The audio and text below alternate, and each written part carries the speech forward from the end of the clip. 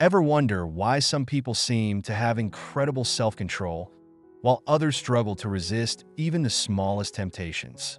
Think about it. How many times have you told yourself, I'll start eating healthier or I won't check my phone for the next hour, only to find yourself giving in minutes later? It's frustrating, right? But here's the twist. What if I told you that self-control isn't really about willpower at all? Today, we'll uncover the secret to self-control and how you can design your environment to make the right choices easy and the wrong ones almost invisible. The biggest misconception about self-control is that it's all about grit, the idea that you have to fight your impulses and tough it out. But the truth is, even people with the best self-discipline don't rely on willpower every day. They know that willpower is like a battery, it drains fast. The real trick? They structure their environment in a way that reduces temptations altogether, so they don't have to fight as many battles. Here's the first step to mastering self-control. Remove the temptation before it even becomes a choice. If you're trying to eat healthier, don't stock your pantry with junk food, thinking, I'll just avoid it.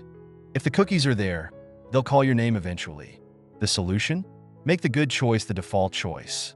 Keep healthy snacks at eye level, and don't even bring the tempting stuff into your house. Out of sight, out of mind. But it's not just about food.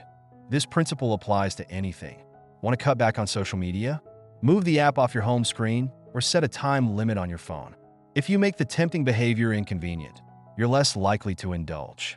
On the flip side, make the habits you want to build easy and accessible. Want to read more? Leave a book on your nightstand. Trying to work out? Keep your gym clothes ready to grab. You're not trying to rely on willpower. You're designing your surroundings to help you succeed. Here's another game changer. Reduce exposure to triggers. Every time you encounter a trigger, your brain starts the habit loop. For example, if every time you sit on the couch you instinctively reach for your phone, that's a loop that's been reinforced over time. The key is to change the context. Instead of sitting in the same spot, move to a different chair or rearrange your space. By disrupting the trigger response pattern, you're less likely to fall into old habits. And let's talk about something crucial. Know your limits. No one has unlimited willpower, and the more you try to resist temptation, the harder it becomes.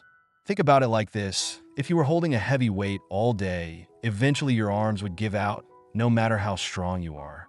The same goes for willpower.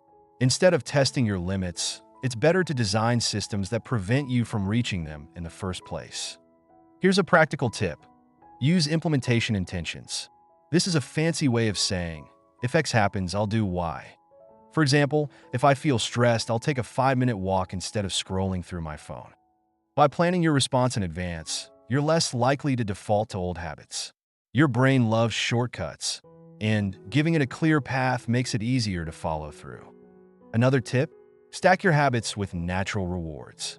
If the reward is built into the habit, you won't need to rely on external motivation. For example, if you enjoy listening to music, use it as a reward while you work out. If you love coffee, pair it with your morning journaling session. The goal is to make the habit something you look forward to, not something you have to endure. And here's the final insight. Forgive yourself when you slip. Even with the best systems in place, you'll have moments where you fall back in old patterns. That's okay. It's part of being human.